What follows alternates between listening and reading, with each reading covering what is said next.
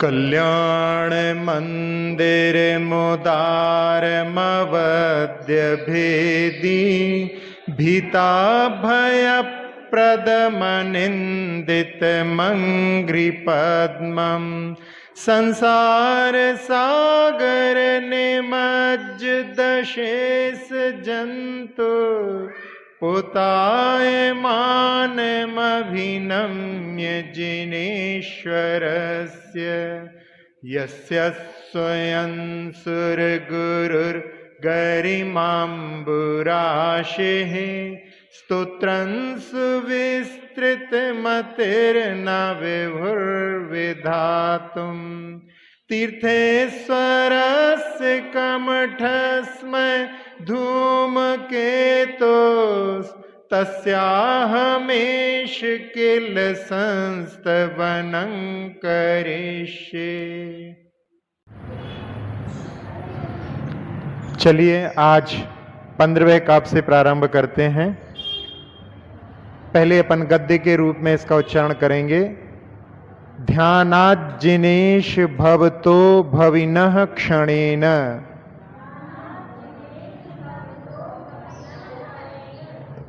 देहं विहाय परमात्म दशां व्रजन्ति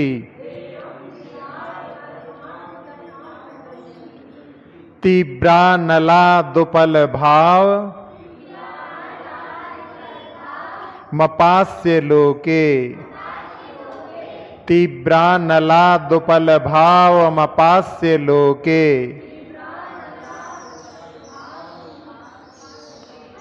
तीव्रानलादुपल भाव मपास्य लोके चामीकरत्वमचिरादिव धातु भेदाः चामीकरत्वमचिरादिव धातु भेदाः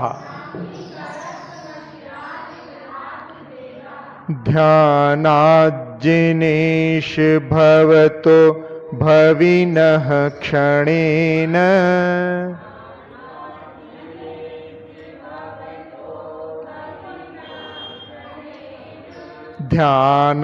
ध्यानाज्जिनेश भवतो भविनः क्षणेन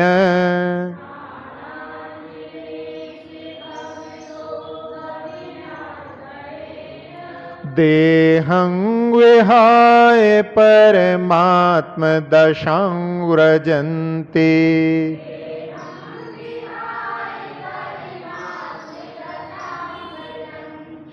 देहं विहाय परमात्म दशां व्रजन्ति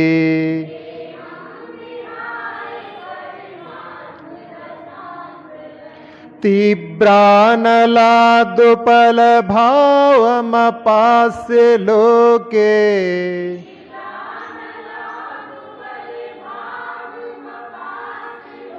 तीव्रानलादुपल भावमपास्य लोके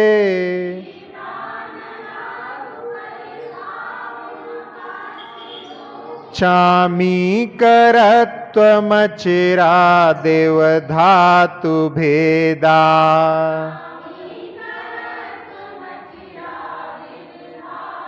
चामीकरत्वमचिरादिव धातु भेदा।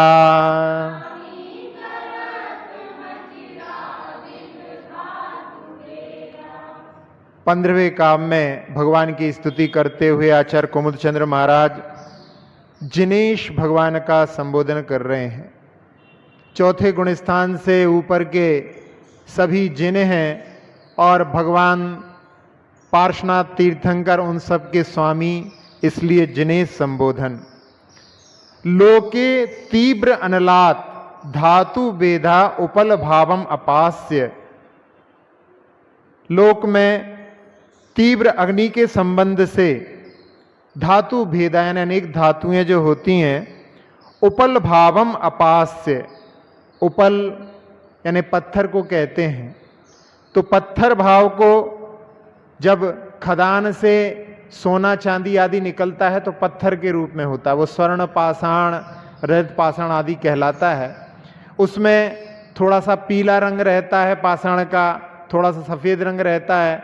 इस प्रकार से वो पाषाण अग्नि के संपर्क से अपने पत्थर रूप पर्याय को छोड़ करके अपास्य अचिरात चामी करत्वम एवं यानी शीघ्रता से अपने पाषाण पर्याय को छोड़ करके वो स्वर्ण आदि पर्याय को प्राप्त हो जाती हैं। और उसी प्रकार से भविनः भवतः ध्यानात्, संसार के जो प्राणी हैं आपके ध्यान से देहम विहाय क्षणेन परमात्म दशाम ब्रजंती, वो अपने देह को छोड़ करके और परमात्म अवस्था को आपके ध्यान से क्षण भर में प्राप्त कर लेते हैं। ध्यान की क्या महिमा होती है इस काव्य में बतलाया गया है। यहाँ पर कल भी अपन ने देखा था, ध्यान का प्रसंग चल रहा था। इस काव्य में भी ध्यान का ही प्रसंग यहाँ पर आचार्य महाराज ने लिया है। आप लोग जब छह ढाला पढ़ते हैं तो उसमें आता है, जिन सुथिर मुद्रा देख मृगगण उपल खाज खुजाबते।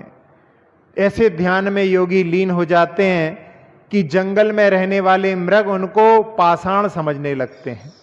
और जैसे पत्थर से अपनी खाज को जानवर जब खुजालना चाहते हैं तो उनसे स्पर्श करके वहाँ पर रगड़ के माध्यम से अपनी खाज को दूर करते हैं, ऐसे ध्यानस्थ योगियों का वर्णन वहाँ पर ठूंठ के तरह वो वहाँ पर इस प्रकार से ध्यान में लीन हो जाते हैं और उसका प्रभाव कि वो शीघ्रता से परमात्मा अवस्था को प्राप्त हो जाते हैं।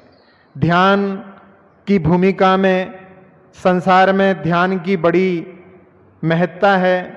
योग के माध्यम से भी बहुत सारे लोग ध्यान की ओर आकर्षित हो रहे हैं और ध्यान करते हैं।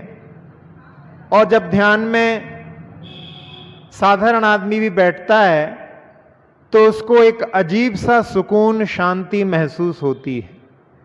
जीवन की आपाधापी में व्यक्ति इतना व्यस्त हो गया है कि थोड़ी देर के लिए भी वो कभी शांत नहीं बैठता।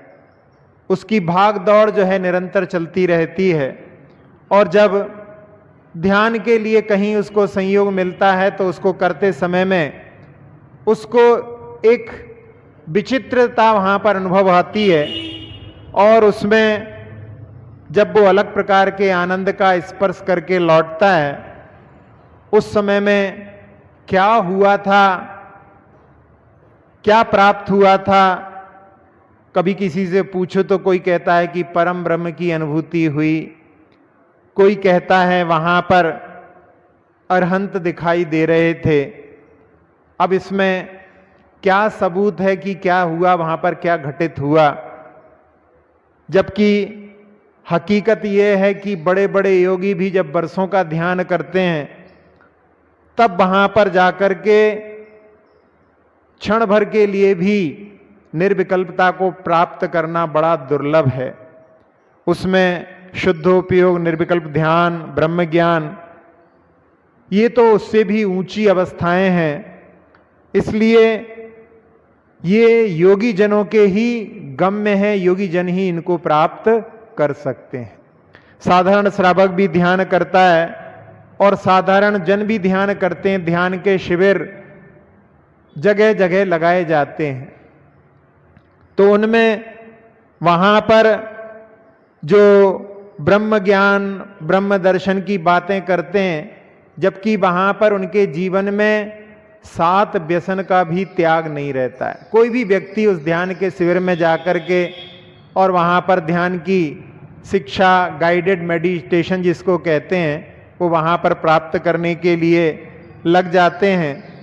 जबकि जिनागम में ध्यान के लिए, उसके पहले ध्यान के पहले ज्ञान के लिए भी कुछ भूमिकाओं का निर्देशन किया है। आचार्य अमृतचंद जी ने पुरुषार्थ सिद्धि उपाय ग्रंथ में वहाँ पर बताया कि जो अष्टमूल गुण का धारी होता है, 3 मकार और 5 जिनमें ऐसे फल कहलाते हैं जिनके माध्यम से क्षुद्र फल आदि होते हैं, उनका त्याग जब किया जाता है 5 उदुम्बर आदि फलों का, तब जाकर के वो जिनवाणी के सुनने का पात्र होता है। जिन धर्म देशनाया भवंती पात्राणि शुद्ध धिया। जिनेंद्र भगवान की देशना का पात्र अष्ट मूल गुणों को धारण करने के बाद वो बनता है। तो यहाँ ध्यान के लिए भले ही लोग प्रयास करें, लेकिन वास्तव में जिन धर्म में जिस ध्यान के लिए बताया है जो कल्याणकारी है, क्योंकि यदि रागी देशी व्यक्ति ध्यान करेगा तो उस समय में उसकी ध्यान के लिए भी वहां पर आर ध्यान और रौद्र ध्यान के अलावा उससे ऊपर उठने का उसके पास में कोई दूसरा मार्ग ही नहीं है। तो वो जो जिन बातों को बताया जाता है ब्रह्म ज्ञान आदि, वो केवल कपोल कल्पित कल्पनाएं भर रह जाती हैं। जब हम देखते हैं, एक ग्रंथ है तत्वानुशासन आचार्य राम सिंह का, उन्होंने उसमें लिखा कि ध्यान के लिए क्या क्या चीजें आवश्यक हैं। उसमें वैराग्यम तत्व विज्ञानम नैर्ग्रंथ्यम समचित्तता परिशहं जयश्चेति पंचेते ध्यान हेतवः। पहला कारण उसमें लिखा है वैराग्य। मन में जिसके वैराग्य के अंकुर अभी नहीं फूटे हैं, वो जब ध्यान करेगा तो उसका ध्यान पंचेंद्रियों के विषयों के प्रति ही होगा। इसलिए सबसे पहली भूमिका मन में वैराग्य के अंकुर फूटना आवश्यक है, तभी वो ध्यान सम्यक ध्यान या धर्म ध्यान की श्रेणी में पहुंचा सकता है। वरना कल जैसे बताया था कि आर्त रौद्र ध्यान करने में सिखाने की कोई आवश्यकता नहीं, सारा ही संसार उस आर्त रौद्र ध्यान में लगा हुआ है। दूसरा हेतु दिया है तत्व विज्ञानम, तत्व का ज्ञान। एक बार हमने पहले भी कहा था कि ध्यान के लिए ज्ञान की बड़ी आवश्यकता है। यदि हमारे पास में ज्ञान है तो हम अपने मन को उसमें एकाग्र कर सकते हैं। आचार्य गुणभद्र स्वामी ने आत्मानुशासन में लिखा है, श्रुतस्कंदे धीमान रमयतु मनो मरकट अमुम। श्रुत रूपी वृक्ष पर अपने मन रूपी बंदर को रमाओ। जब वो उसमें रम जाएगा फिर अपना ध्यान उसी में एकाग्र हो जाएगा, इधर उधर नहीं जाएगा।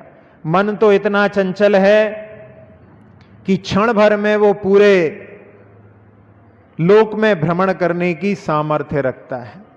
और जब कभी हम ध्यान के लिए बैठते हैं, लेकिन हम अक्सर ये प्रश्न लोगों के मुख से सुनते हैं, वो कहते हैं कि हम जब ध्यान करते हैं तो हमारा ध्यान बिल्कुल नहीं लगता। यहां मंत्र चालू हो जाता है और उधर मन अपनी दौड़ धूप में भागने लगता है।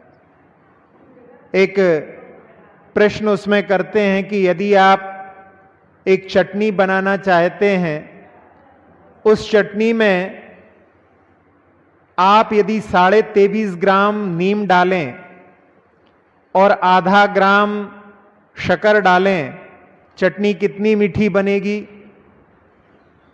कड़वी की कड़वी बनेगी। बस इसी प्रकार से 23.5 घंटे तो हम अपने पंचेंद्रियों के भोगों में संसार में लगे रहें और आधे घंटे के लिए मंदिर आएं और उसमें सोचें कि हमारी ध्यान की चटनी बहुत मीठी बन जाए, कैसे संभव है? लेकिन ऐसा एकांत नहीं है कि जो ज्यादा हो वो ही पावरफुल हो, कम भी शक्तिशाली हो सकता है। आचार्य उमा स्वामी जी महाराज ने तत्वार सूत्र में कहा है, बंदे धिकऊ पारणामिकऊ छ। जो शक्तिशाली होता है वो कम शक्तिशाली को अपने रूप में परिणत कर लेता है। तो हम यदि आधे घंटे भी यदि तल्लीनता के साथ में भगवान की आराधना ध्यान करते हैं तो उसका प्रभाव 23.5 घंटे पर भी फैल सकता है। आचार्य श्री उदाहरण देते हैं इसमें, 100 किलो दूध के लिए 1 चम्मच जामुन दही के रूप में परिणत करने की सामर्थ्य रखता है। बस इसी प्रकार से यदि हम आधे घंटे में इस प्रकार से अपनी आराधना कर लें कि वो हमारे अपने अंतस में, अंतरंग में उनकी छवि ऐसी जम जाए कि हम बाकी सब कुछ काम करते हुए भी, चाहे हम किसी से बात भी कर रहे हों तो भी हमें वहां पर भगवत्ता की छवि दिखाई दे। हम यदि भोजन भी कर रहे हों तो वहां पर हमें साधु माताजियों का आहार दिखाई दे। हम यदि शयन भी कर रहे हों तो उस समय में साधु कैसे निरावरण लकड़ी के फलक पर शयन करते हैं, कैसी ठंड में भी जैसे रानी चेलना रात में सोते सोते भी हाथ रजाई के बाहर रह गया और वहां पर ठंड के कारण उसको अंदर किया और कहा कि वो कैसे शयन करते होंगे। महाराज के बारे में जब वो बोलती हैं तब उस समय में राजा शणिक उनके लिए वो यशोधर महाराज की घटना सुनाते हैं। तो इस प्रकार से यदि हमारा देवशास्त्र गुरु की आराधना का भाव अपने जीवन में प्रकट होगा तो उसके माध्यम से घर पर भी अपन जो कुछ भी कार्य करेंगे उसमें भी अपने लिए वहां पर मन इधर उधर ना जाकर के उन पंच परमेष्ठियों की ही चरण में, शरण में ही वहां पर भ्रमर के समान वो मंडराता रहेगा और उनके चरण रज का आनंद लेता रहेगा। तो यहां पर तत्व विज्ञान दूसरा हेतु बताया। तीसरा हेतु बताया निर्ग्रंथता।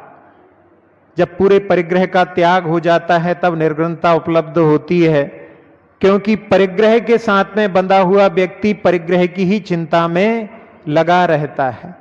जब तक पास में कुछ है उसके ही संरक्षण के बारे में चिंतन चलता रहता है। जैसे जैसे परिग्रह बढ़ता जाता है वैसे वैसे व्यक्ति चिंतित होता जाता है। पहले घर में साइकिल थी तो इतनी चिंता नहीं थी चोरी की, अब बाइक आ गई है तो चली ना जाए। तो जैसे जैसे परिग्रह बढ़ता है वैसे वैसे आसक्ति और चिंताएं बढ़ती जाती हैं। तो यहां निर्ग्रंथता। एक बार एक परिवार दिल्ली घूमने गया, एक उनके पास में धन सामग्री रखने के लिए एक संदूक जिसको पेटी आदि बोलते हैं। संदूक का अर्थ भी होता है समीचीन रूपन दूक, यानी जो ढक देता है, दबा देता है, लोगों को नजर नहीं आता, वो संदूक कहलाता है। तो वहां उसकी रक्षा में परिवार का कोई ना कोई व्यक्ति वहां पर बैठा रहता था और उनके साथ में और भी यात्री गए थे और उनकी दृष्टि जाती थी कि एक व्यक्ति भी इसको छोड़ता नहीं है, कोई ना कोई जरूर रहता है इसके पास में। लेकिन इसके बाद में भी रात में सोते समय किसी ने उनके उस पेटी से धन सामग्री को चुरा लिया और उसके बाद में देखा तो सारे परिवार वाले सब इधर उधर घूम रहे हैं, कोई उसके पास में रहता ही नहीं। पूछा उन्होंने तो उन्होंने कहा कि भैया इसमें कुछ चीज थी तो हम लोग बंधे हुए थे, अब वो जो है किसी ने उठा ली, अब कोई चिंता नहीं, आराम से घूमो। तो ऐसी परिग्रह की आसक्ति होती है। तो निर्ग्रंथता, समचित्तता। यदि मन भी सब चीजों में समान रूप से समता के भावों से भरा रहता है तभी वहां पर ध्यान की भूमिका बनती है। यदि मन में राग द्वेष की प्रवृत्ति चल रही हो तो फिर व्यक्ति अपने आत्म स्वरूप के लिए देखने में समर्थ नहीं होता। आचार्य पूज्यपाद महाराज ने समाधि तंत्र में लिखा है, रागत द्वेषादि कल्लोलई रलोलम यन मनोजलम।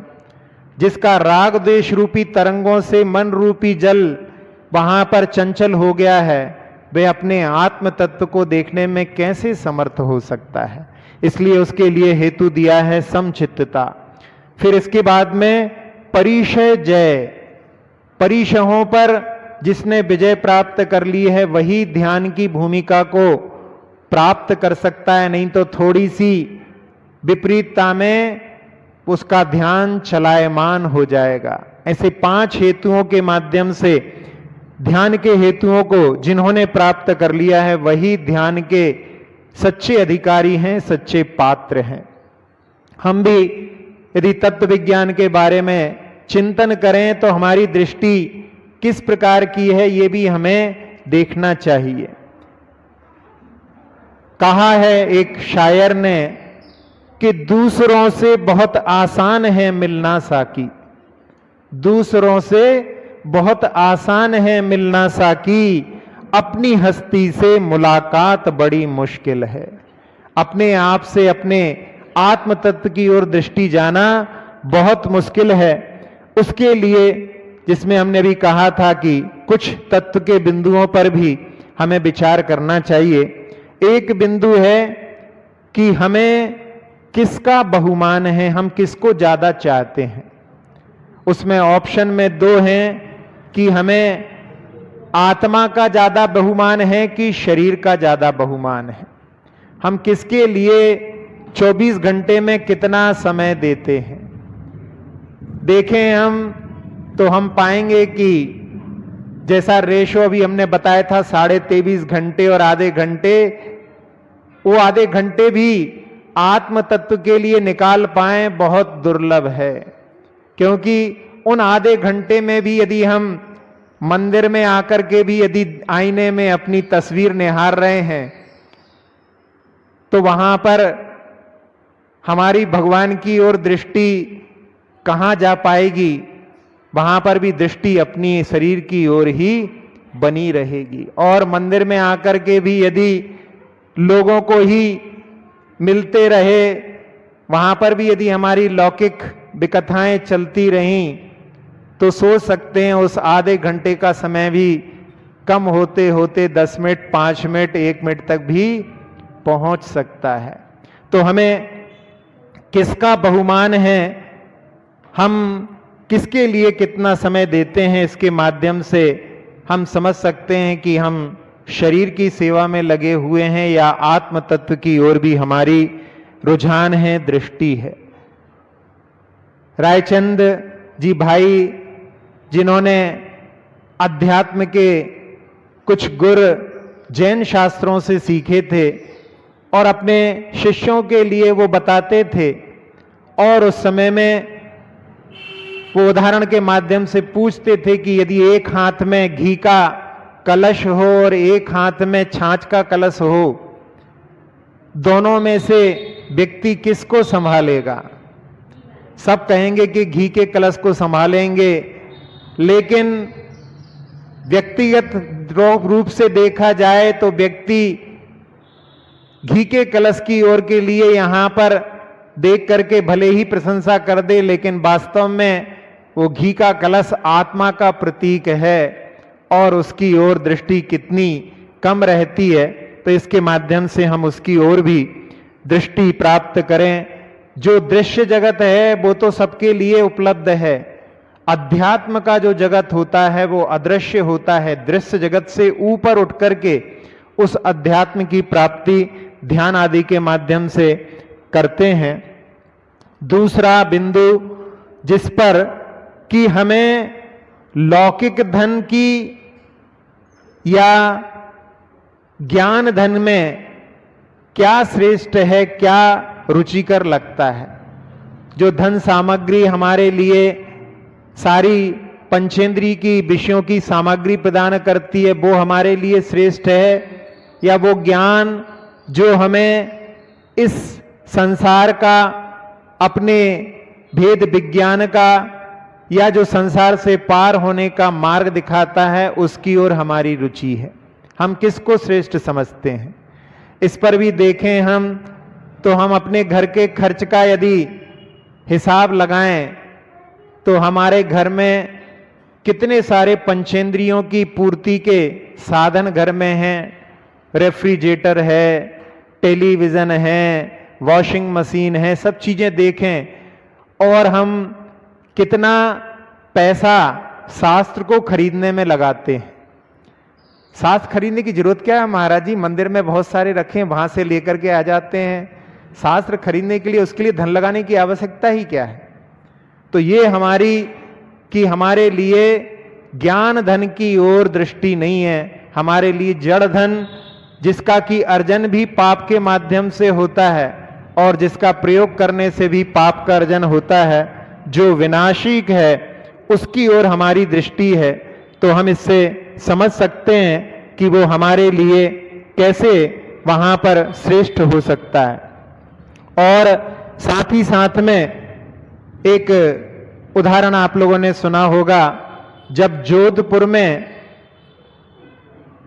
एक राजा ने आक्रमण कर दिया और वहां का राजा परास्त हो गया, और जो लूटने के लिए आया था उसने वहां के मंत्री से कहा कि आप अपने घर से कोई बहुमूल्य सामग्री अपने साथ में लेकर के जा सकते हैं। और जब वो गया अंदर, तो वहां पर उसने शास्त्र चयन किया और अपने सिर पर रख करके वहां से निकला। उसको देख करके मंत्री ने पूछा, हम तो सोच रहे थे कोई बहुमूल्य रत्न आदि लेकर के जाओगे जिससे कि अपना जीवन बिता सको। तब उस महामंत्री ने कहा कि शास्त्र ही वो अमूल्य रत्न है जो हमें इस भव में ही नहीं, पर भव के लिए भी हमारे लिए सार्थकता प्रदान करने वाला है। ऐसी भी दृष्टि लोगों के लिए लौकिक धन से ज्ञान धन श्रेष्ठ है, इसकी ओर दृष्टि जाती है। और साथ ही साथ में हम यदि दृष्टि डालें कि हमारे लिए इंद्रिय सुख श्रेष्ठ है या अतीन्द्रिय सुख की ओर भी हमारी दृष्टि है। अतीन्द्रिय सुख जो पांचों इंद्रिय से ऊपर उठ करके ध्यान के माध्यम से, अध्यात्म के माध्यम से प्राप्त होता है, उसके लिए हमारी दृष्टि कभी जाती है कि नहीं जाती है। इन बिंदुओं पर हम यदि ध्यान करें तो उसके माध्यम से हमें समझ में आता है कि हमारी रुचि ध्यान के लिए, अध्यात्म के लिए बहुत कम है, लेकिन इन सूत्रों के माध्यम से, इन काव्यों के माध्यम से हमें ध्यान के लिए भी समय निकाल करके अपने लिए प्रयास करना चाहिए। अभी हमने कहा था कि हम बच्चों के लिए लौकिक पढ़ाई आदि के लिए तो बहुत सारी ट्यूशन और बहुत सारी कोचिंग और बाहर भी भेज करके कोटा आदि भी पढ़वाते हैं, लेकिन पाठशाला भेजने के लिए हम कितना उनको प्रेरित करते हैं, कितने उनके लिए हम कि जाकर के पाठशाला में थोड़ा समय नमोकार मंत्र आदि सीखने का भी प्रयास करो। इसमें भी हमारी रुचि वहां पर समझ में आती है कि हमारे लिए जो पारलौकिक मार्ग दिखाने वाला है उस ज्ञान के लिए हमारी दृष्टि नहीं है, लौकिक धन के ही प्रति हमारा आकर्षण है। और चौथा बिंदु, क्या है अपना और क्या है पराया, इस पर यदि हम विचार करें तो देखा जाए, जब सिद्ध अवस्था प्राप्त हो जाती है जिनको, उनके पास में उनकी अपनी संपत्ति है, और हम लोग सबके पास में जितनी भी संपत्ति है वो क्या है, सब कर्मों की धरोहर है। कर्मों के माध्यम से हमारे पास में शरीर आदि जितनी भी सब चीजें हैं, सब कर्मों का हमारे ऊपर ऋण है, धरोहर है। तो हम उस पर क्या अभिमान करें। पहले के समय में जब शादी के लिए जाते थे, जो गरीब घर के लोग होते थे वो भी वहां पर शादी के लिए जाते थे, तो बड़े घरों से रकम चढ़ाने वाली जो रहती थी उसको लेकर के जाते थे और वहां पर प्रदर्शित करते थे। शादी के समय में रखना पड़ता, दिखाना पड़ता है कि बहू के लिए क्या क्या चढ़ावा आ रहा है, और जब उसको दिखाते थे तो उस समय में बाहर भले ही ठसक दिखाएं कि देखो हमने क्या चढ़ाया है, लेकिन मन में क्या भाव रहता था कि सब मांगे का है, हमारा कुछ नहीं है। तो ऐसे ही जो कर्मों की धरोहर है, कर्मों के द्वारा हमारे लिए प्राप्त हुआ है, उस पर यदि हमें ठसक दिखाना ही है तो वो ठसक दिखाते समय ठसक भले दिखाएं, लेकिन मन में तो समझें कि ये ठसक हमारी झूठी है। वास्तविक तो हमारा स्वरूप, हमारी संपत्ति आत्म तत्व के अलावा हमारे पास में कुछ भी नहीं है। ऐसी दृष्टि कहां हमारी जा पाती है। तो इन बिंदुओं पर जब तक हम विचार नहीं करेंगे तब तक हम ध्यान के हेतुओं के प्राप्त करने के लिए हमारा प्रयास भी नहीं हो पाएगा। एक बार एक वृद्ध व्यक्ति थे, जब घर में आते थे तो खांसते थे, बहुएं आदि थोड़ी सी व्यवस्थित हो जाएं तो वो खांसते थे। और एक बार उनसे कहा कि आप हमेशा खांसते रहते हो, फिर आप दही क्यों बंद नहीं करते हो। तो उन्होंने कहा कि भाई घर में बहुए हैं तो वो वहां पर जब घर में प्रवेश करते हैं तो उनको थोड़ा समझ में जाए, तो कहले नकली खांस लिया करो ना। अरे कहले जब असली है तो नकली की क्या जरूरत है, मतलब असली खांसी होना चाहिए। तो एक प्रकार से वहां पर कैसी कैसी विसंगतियां जीवन में रहती हैं। तो यहां हम अपने लिए ध्यान की भूमिका प्राप्त करें, उसमें कैसे कैसे मुनिराजों ने ध्यान के माध्यम से, जिसमें कि आप लोग इष्टोपदेश में भी पढ़ते हैं, परीशहाद विज्ञाना दास्रवस्य निरोधनी जायते ध्यात्म योगेन कर्मणा मासु निर्जरा। ध्यान के माध्यम से परिचय का उनको ज्ञान नहीं रहता। आचार्य शांति सागर जी महाराज, जिनके ऊपर चींटियों का ऐसा प्रकोप, पूरा शरीर उन्होंने सुझा दिया, लेकिन वो ध्यान से वहां से टस से मस नहीं हुए। मर्म स्थल पर भी एक चींटा उनको काटता रहा, खून बहता रहा, लेकिन वो वहां पर ध्यान से उठे नहीं। और एक बार एक पागल ने भी उनके लिए, जिससे गाड़ी चलाते समय में जो किसान बैल के लिए जिस लकड़ी के आगे कील लगी रहती है, उसने उनके शरीर को वहां पर क्षत विक्षत कर दिया, लेकिन फिर भी वो ध्यान से उठे नहीं।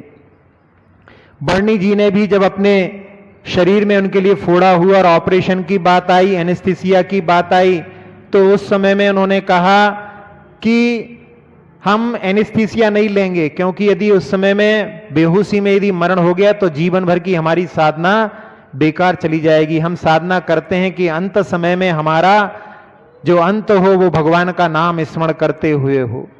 तो कहा कि फिर कैसे करें? कहले आप तो ऑपरेशन करो, बता दो कब शुरू कर रहे हो और जब खत्म हो जाए तब बता देना। और वो अपने ध्यान ज्ञान में ऐसे लीन हुए, उनको समय सार की आत्मख्याति टीका पूरी याद थी आचार्य अमृतचंद्र की, और वो पूरी लगाते रहे। उनका ऑपरेशन पूर्ण हो गया और उनकी टीका वहां पर पूर्ण नहीं हुई, वो उसी में लगे रहे। तो ऐसे जो जब ध्यान में लीन हो जाते हैं, तो यहां जिस काव्य को कहा गया है, जैसे जब लेंस के माध्यम से सूर्य की किरणों को एकाग्र किया जाता है, उसके माध्यम से वहां पर जो सामग्री होती है वो भी जलने लगती है। इसी प्रकार से ध्यान के माध्यम से अपना जो मन का इधर उधर विचरण होता है, जब वो एकाग्र एक जगह पर होता है, तो उसके माध्यम से ऐसी अग्नि प्रकट होती है कि जिस योगी की वो अग्नि प्रकट हो जाती है, उसके माध्यम से वो अपने सारे कर्मों को भस्म करके और परमात्मा अवस्था को प्राप्त हो जाते हैं। उस अवस्था को हम सब लोग भी प्राप्त हों, ऐसी भावना के साथ में अपन इस काव्य के अर्थ को यहां पर समझने का प्रयास कर रहे हैं। एक बड़े पंडित जी जगन मोहन लाल जी हुए हैं, जब वो एक बार एक जगह पर, जहां पर उनका कोर्ट में केस चल रहा था, उनके यहां पर कोई किराएदार था, वो मकान खाली नहीं कर रहा था, और उसके कारण में उनको व्रती थे, कोर्ट में जाना पड़ा, और कोर्ट में ही उनका सामायिक का समय हो गया, वो सामायिक करने बैठ गए। और उस व्यक्ति ने, जो किराएदार था, जब उनको वहां पर देखा और उनके चेहरे की वहां पर निर्मलता को देखा, तो उसने वहां पर ऐसा निर्णय कर लिया कि मैं ऐसे दिव्य पुरुष के लिए जो परेशान कर रहा हूं ये ठीक नहीं है, और उसने जो केस वहां पर लगाया था उसको वापस ले लिया। ध्यान का प्रभाव। एक बार एक व्यक्ति एक साधु महाराज के पास में सामायिक करने के लिए आया और उसने आवर्त कर लिया, चारों दिशाओं का जो दिग्बंधन होता है, और उसके बाद उसको याद आया कि मैं दुकान से जब निकल रहा था तो जिस थैले में 3000 रुपए रखे हुए थे वो तो मैं वहीं पर दुकान के बाहर छोड़ आया, और उसने दिग्बंधन कर लिया था। उसने सोचा, अभी अपन यहां पर कह रहे थे कि धर्म ज्यादा महत्वपूर्ण है कि धन ज्यादा महत्वपूर्ण है, और उस व्यक्ति ने सोचा अब तो हमने दिग्बंधन कर लिया है, अब सामायिक करके जाएंगे, मिलेगा तो ठीक, नहीं तो जाने दो। और उसने सामायिक की। सामायिक करने के बाद में फिर वो जब वहां गया तो जहां पर उसका थैला पड़ा हुआ था वहीं पर एक बकरा ऐसा बैठ गया कि उनका थैला किसी को नजर नहीं आया, वो वहां पर सुरक्षित भी मिल गया। तो ऐसी दृष्टि जब रहती है तो जीवन में इस प्रकार की भी घटनाएं घटित होती हैं। तो इस काव्य के माध्यम से ऐसे ध्यान को जो योगी प्राप्त करते हैं, हम लोग भी उनकी भावना करके ध्यान के लिए समय निकालें। अब इस काव्य का पुनः उच्चारण कर लेते हैं। ध्यानाज्जिनेश भवतो भविनः क्षणेन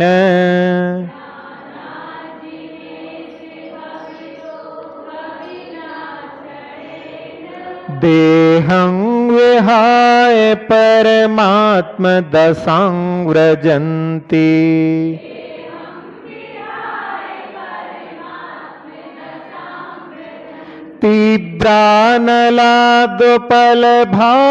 तीव्रानलादुपलभावमपास्य लोके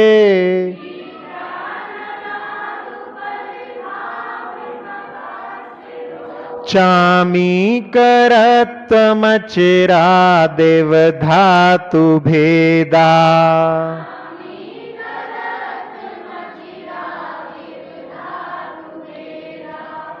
स्तोत्र ये निराला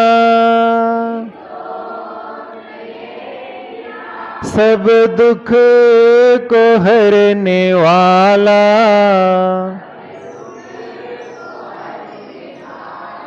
कल्याण का है मंदिर प्रभु गुण की है ये माला स्तोत्र ये निराला प्रभु ध्यान से जगत में क्षण भर में जीवनश्वर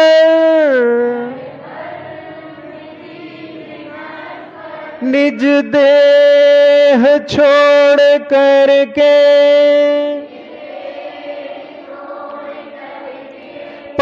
परमात्म बनते निर्मल पाषाण बनता सोना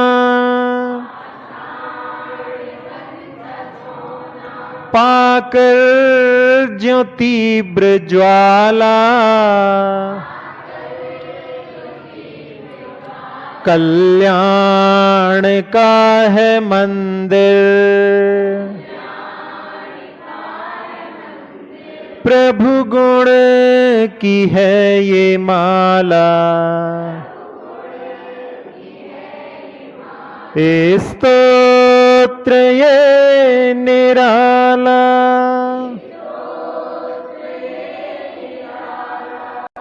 अक्षर पद मात्रा से दूषित वचन अगर ममहीन रहे और प्रमाद कषाय के वश में सम्यक अर्थ विलीन किए जिन वाणी माता मेरी उन सब त्रुटियों को क्षमा करें दें आशीष शीघ्र हम सबको केवल लब्धि रमा मिले प्राप्त हमें हो बोधि समाधि परिणामों की शुद्धि हो निज आत्म उपलब्ध हमें हो शाश्वत सुख की सिद्धि हो चिंतित वस्तु दात्री माता चिंतामणि उपमा